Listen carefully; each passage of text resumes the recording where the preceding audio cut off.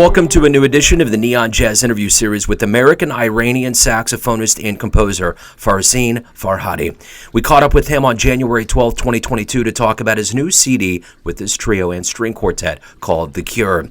We get into the meaning of this album, COVID, and his life and music so far. His melodic blend of jazz pop has been influenced by Wayne Shorter and John Coltrane, minced with the traditional Persian and Middle Eastern music he grew up with. Originally from Iran, he grew up in Washington, D.C. and studied at the Berklee College of Music in Boston before moving to Los Angeles in the early 90s. Dig this story. Wonderful. Hey, thanks again for taking a minute out for Neon Jazz. Looking forward to talking to you about your music and life in music. Thank you so much. So let's start off with your brand new CD, 2022's CD with your Trio and String Quartet called The Cure. And if there was ever a time on the planet we needed a cure, it's now. How does this feel for this to come out now during this particular time with COVID reemerging and just what we've been through since March of 2020? Recording was done during the 2021 pandemic COVID period. So it wasn't an easy task to do it because of all the restrictions that was going around. But for me personally, I had lost few friends and family members to this thing, so I was in a very not a good place mentally, emotionally. But also, as a musician, from the perspective of my career, I also wasn't in a perfect place. Even though all I've done during past 20 years has been music, but I kind of got away from what I started with. That was performance and playing music. So when I moved to Los Angeles from East Coast, from Boston, I got into writing and arranging for short films and music libraries and started producing other people. I just got into the aspect of more of a production. And as more gigs were available and more work came about, I kind of got away from fully concentrating on playing. So I had all this material that I wanted to write, and I never had time to do it. I've written it, but never had the time to work on it, get into the recording and doing it. So for me, that was kind of building up in back of my mind and bothering me, and wanted to make that change in my life anyway. So The Cure, actually, for me personally, what had something to do with that also, the cure for my life, the cure for where I was in a state of mind to change what I was doing and getting close to where I wanted it to be. So the process of it was more of a cure personally, but also for the time and the COVID period, it was a time that it was totally affecting the music in the way I was looking at it. It wasn't a happy time because of personal losses and overall state of the world. So it all came together at the right time, and it was a project that I wanted to do for a while. So since I didn't have any work for that period, it gave me the time and opportunity to work on it and get on it. And hopefully, it will be the cure for me for the coming years to direct more of my energy into playing, performing, and that's what I wanted to do to begin with when I went to music school. So that's how it came about. So what are you hoping the listener gets in this project? I believe what I tried to do, and I think I have done it, is that I didn't want it to fit into a certain specific genre because I am not that person, even though I love jazz and I've been studying it. And I've been listening, that's why I play the saxophone, listening to Coltrane and lots of Sonny Rollins and all these guys. But my tradition is not that. I was not born in the United States. I came to the United States when I was 15 years old. So my tradition and background is not jazz. But it has a lot to do with the music jazz because that's my favorite style of music. I wanted the music to reflect my own personal experience as an individual, to show where I've been, where I come from, my family background, my kind of a mixing up with different cultures and not being from one place, which reflects my life story because I'm an immigrant. So I wanted it to reflect and try to find out who I am and what is it that I want to talk about. For me, it's more of a nostalgic idea of the music for me and also as far as sensibilities of melodic and harmonic is more of a jazz. I always loved, and I've done a lot of work with strings, so I wanted to reflect that. I would like the listener to hopefully get a place that when he plays this album, and I'm kind of old school in a way that I like my album to start in a place and keep me around the same mood throughout for an hour, rather than jumping from here to there and all over the places which the business industry these days wants you to do. But I wanted it to be a book, collection of pieces that keeps you in the same energy and mood for a little while. So that's what I'm trying to do. It's more nostalgic and more romantic. And I try to have more of a composition-oriented approach rather than improvisational approach. And if you listen to the pieces, even though there are improvisational parts in there, but the pieces are driven by long improvisations, and it's more centered around the idea of composition and arrangement. So that's what I try to do, and I hope the listeners will get that. Even though my next album will be different, but I will try to keep my personality and where I come from, my tradition in it, which is Persian. I'm Iranian American. So I have a lot of Eastern music in me, and I studied that, and it comes through my music, hopefully. But I also have listened to jazz, went to Berklee, studied music for my bachelor and master degree. So I'm trying to be, hopefully, original to myself, which is not an easy thing. That's my goal. So talk to me about where you were born and raised, and kind of you had talked about, coming to the United States. Talk about your background in music before you came here and where you grew up. Absolutely. I had absolutely no background in music, not in my family or anywhere close to me. I was born in Iran, so I'm Iranian. But because of the revolution and all the political situation that happened, we had to migrate to the United States.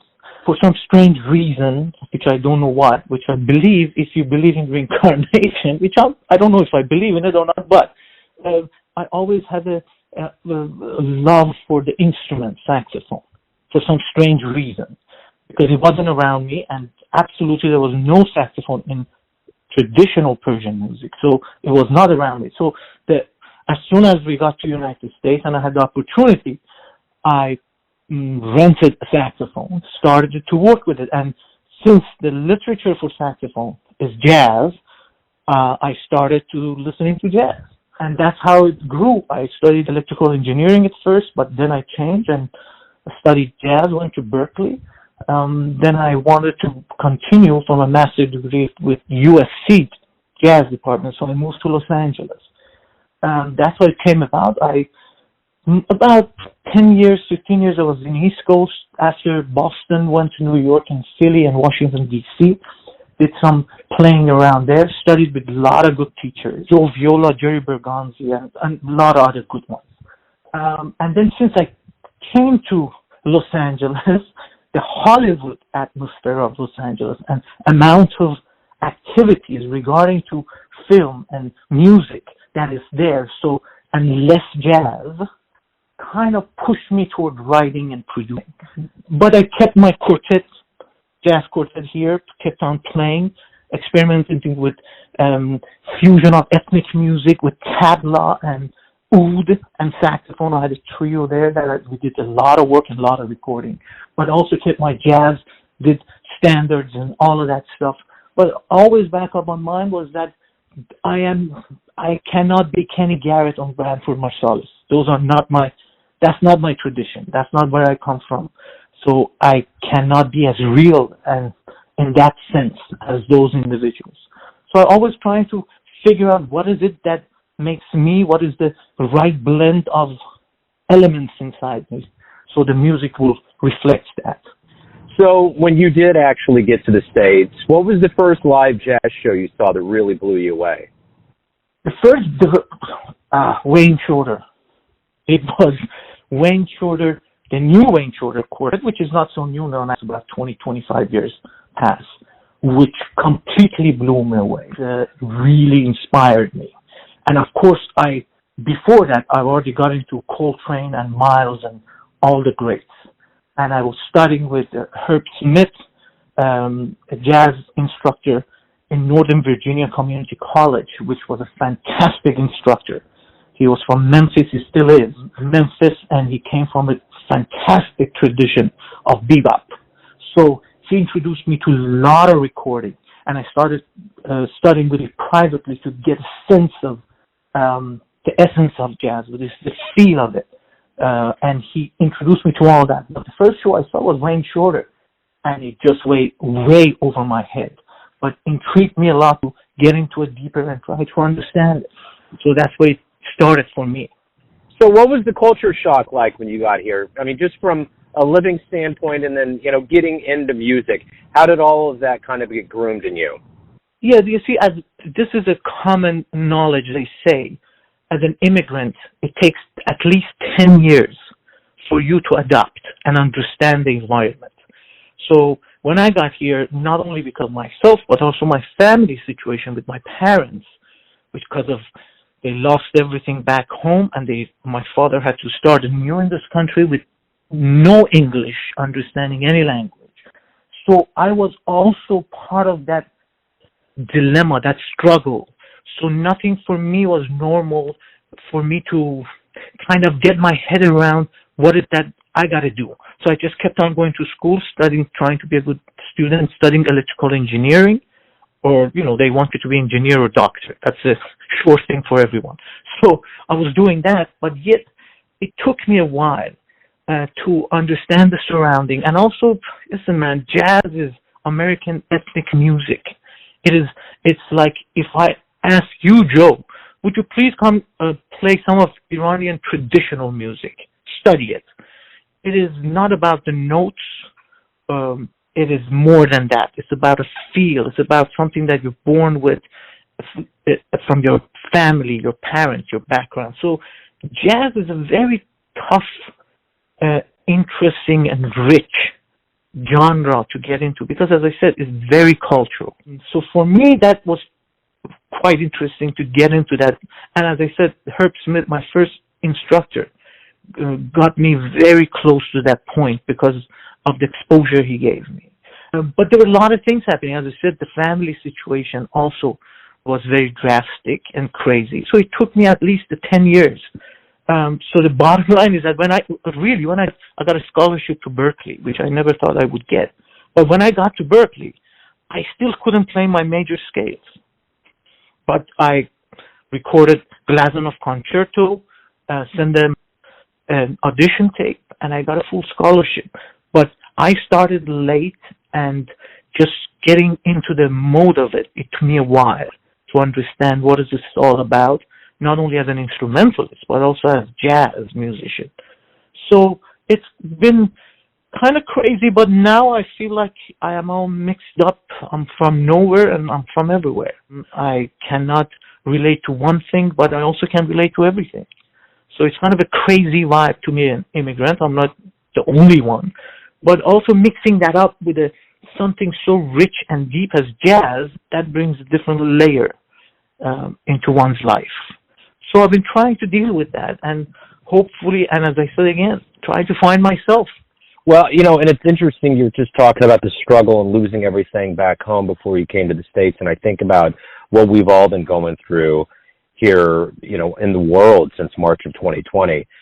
Did kind of the way, the circumstances by which you came here, did it groom you a little, did it make it a little bit relatable? Absolutely. It's all context. It's all in context. I mean, for us, for the 2 years especially in the United States, because we're so lucky to be here. I mean, it was a matter of wearing a mask or staying home. I mean, on a daily basis, where I come from, people are dealing with bombs being dropped on their heads and wars and famines and revolutions. And so that's where I came from. So it's all in context, really, to understand, go through your daily routine. For me, the 2 years, not only because of my background from a different country, but also as a musician, I mean, I work at home. I have a studio at home, and half of my work day is at home. So I'm being alone and dealing with myself, practicing or working, writing, or whatever it is. So for me, the pandemic wasn't that crazy of an idea because I was already at home dealing with myself all day.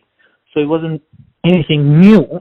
But of course, you can't help to see friends die, and this COVID thing is not a pretty thing.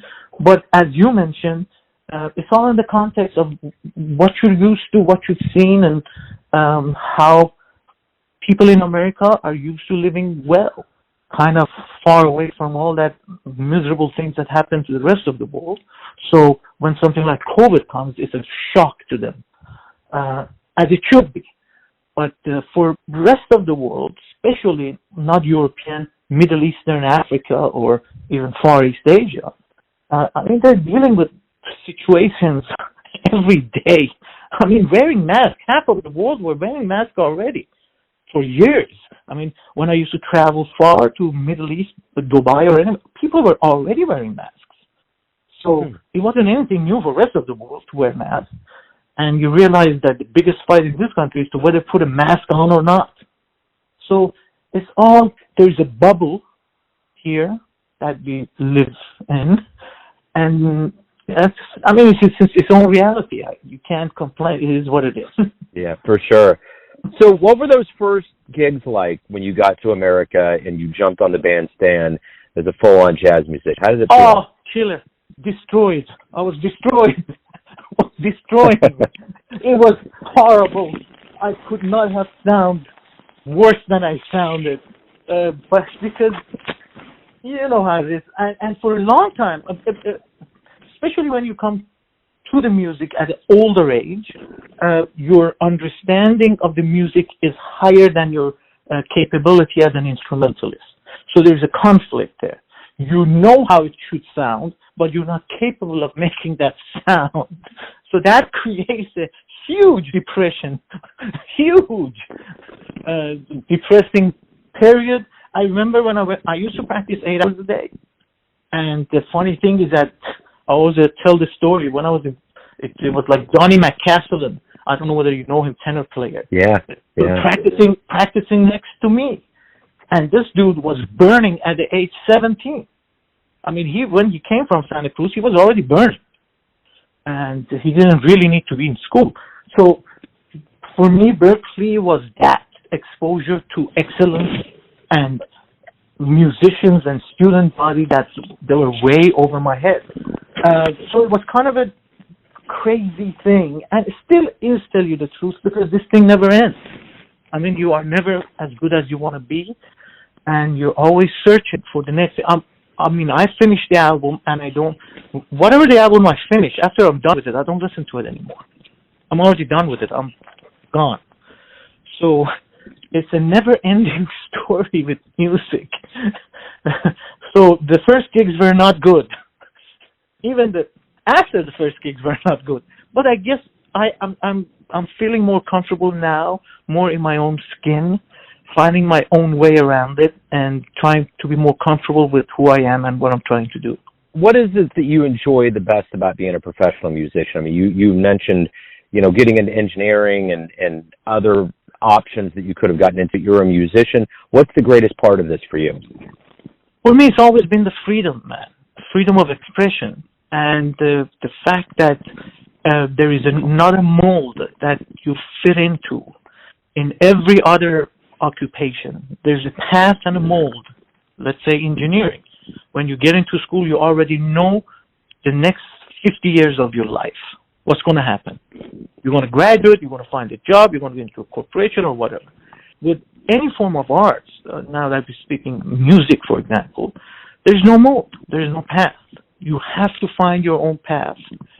And no one's path is the same as the other. You cannot compare. For some people, it happens one way. For another people, it happens another way, complete opposite way.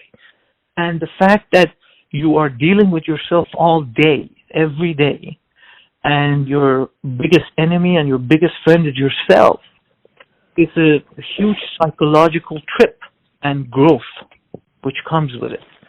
So for me, music or any form of art is really trying to finding yourself and using that tool, the art or music, whatever, to get yourself, find the truth in yourself, and to try to reflect and communicate through that medium.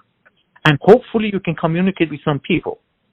So for me, that's the best thing about music, to be free and to just communicate with others and give service, actually, make other people happy. So as we go further and further into 2022, hopefully things get better, the variant goes away, and we find a way to kind of get a foothold on things. And when that does happen, what do you hope we all realize about the power of live music when you get back on stage and we get back into the crowd? And kind of in general, how do you see the world of the jazz community coming back stronger after all this? I think hopefully people will realize that human interaction is the most enjoyable situation. It's the most enjoyable experience, human interaction, rather than watching your phone and being in social media and all of that nonsense, fake stuff. When you hear music happens in front of you, the energy, because even recording does not capture that energy as well. The energy that happens in a room with a live band at the moment, which is different every day. There's a different energy with this band today than the same band tomorrow, because it's happening right now. That energy connects, and feeling that energy, it's fantastic for audience. And hopefully this situation, and I know music business these days is not doing that well, and has not been doing that well for a long time now. Hopefully brings people back to the venues and the jazz clubs, and to hear and experience that moment, the moment that they're in. Hopefully pandemic will teach us that. My final question to you is this. Everyone has a perception or an idea of who they think you are, your family, your friends, your fans, but ultimately you live your life. You have a perception of you. Who do you think you are? I am a mixture of a lot of things. I'm confused as everyone else. The most important thing to me is human relationships. There's nothing beyond that. Even art, music, everything else serves for me to communicate and to be a better human in relationship with other human beings. If I live alone on an island, none of this would matter. None of it would make sense. So for me, the growth is to be a better human being. And hopefully my music becomes better to communicate that feelings from me to others. Make other people feel better, even if it's for an hour show. Even for 1 hour, if they come to my show and they leave that venue feeling better than when they came in, I have succeeded. But for me, it's confusion, man. And through confusion, we move forward. We struggle, but yet we open new doors. For me, it's always going to be searching and exploring about myself and hope, and with the music which is connected to me. That's my goal. Beautiful. Hey, man, thank you for opening up today. Thanks for taking some time out. Happy New Year and good luck as we move into this new year of ours. Thank you so much, Joseph. Thanks for listening and tuning in to another Neon Jazz interview, where we give you a bit of insight into the finest players in Iran, Los Angeles, Kansas City, and spots all over the world, giving fans all that jazz. Thanks to Farzin for his time, music, and stories. If you want to hear more interviews, go to Famous Interviews with Joe Domino in the iTunes Store. Visit Neon Jazz at youtube.com, and for everything Neon Jazz all the time, go to the neonjazz.blogspot.com. Until next time, enjoy the jazz, my friends.